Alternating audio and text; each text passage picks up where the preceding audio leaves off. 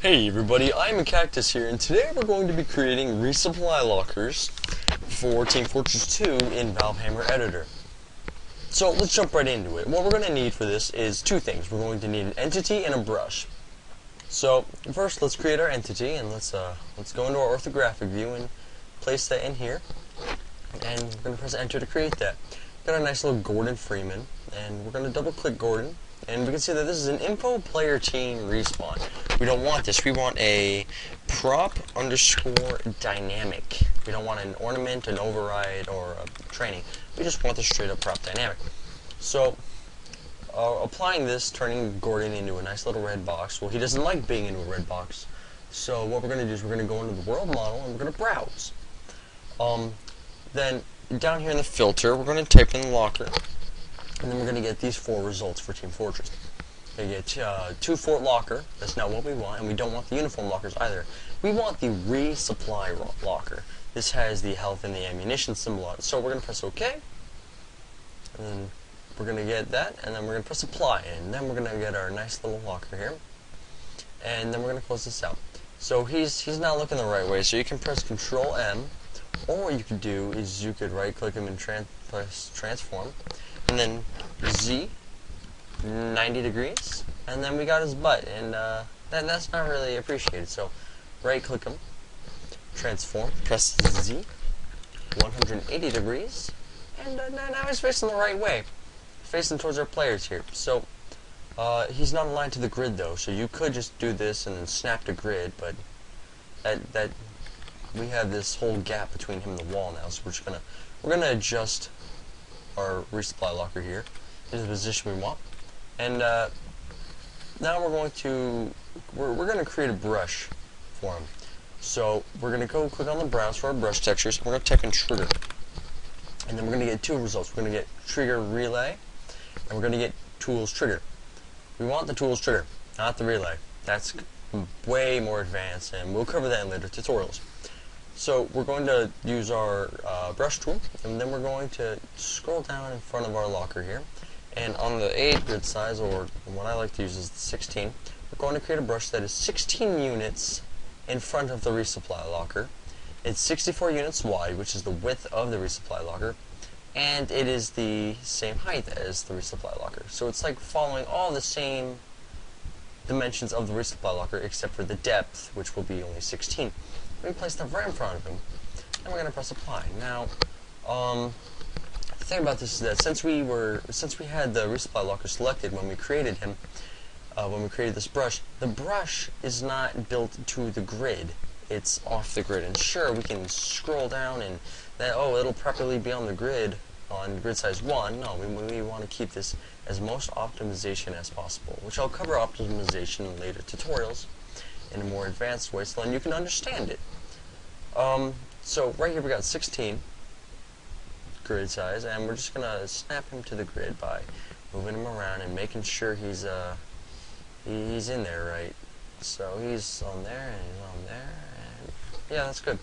So what we're gonna that's not it.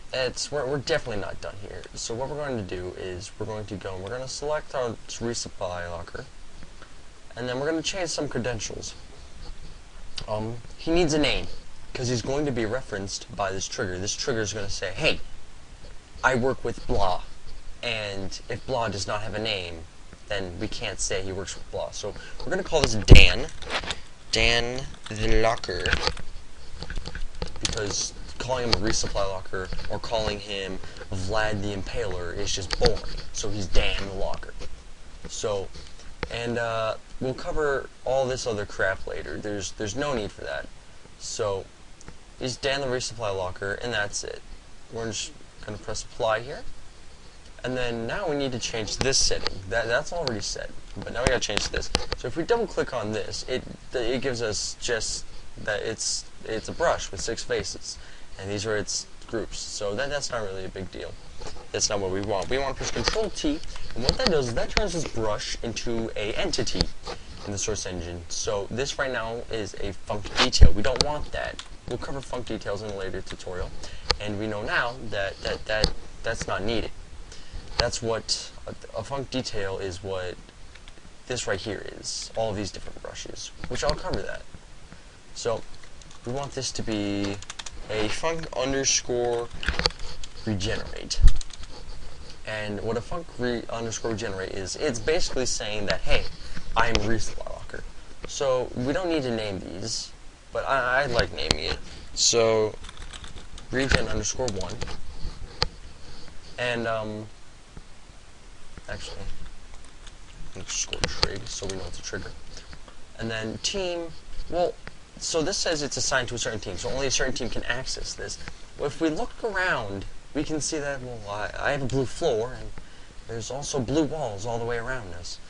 This texture here used for the beams is used commonly in blue bases, so I'm going to safely assume that this might just be a blue locker.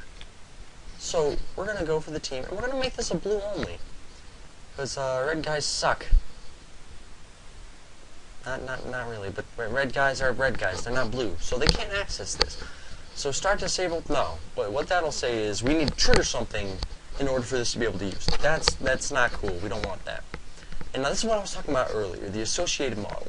It says, hey, I work with him, or them, or Billy Bob, or the can that lays in the corner of the room that no one notices. So, associated model, we click here, and we can select Dan the Locker off the list here, or you can also use your eyedropper tool and just select Dan like this. And then, you know, we apply this, and then we close out, and then we're done here.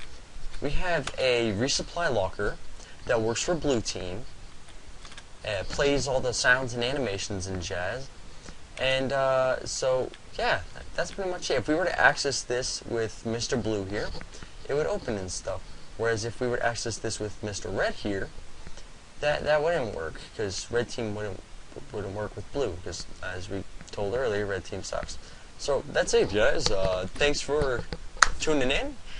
Subscribe, like, do whatever you want with this. Add to the favorites, share it on Facebook, and all that jazz. I'll see you all later. I'm a Cactus, out.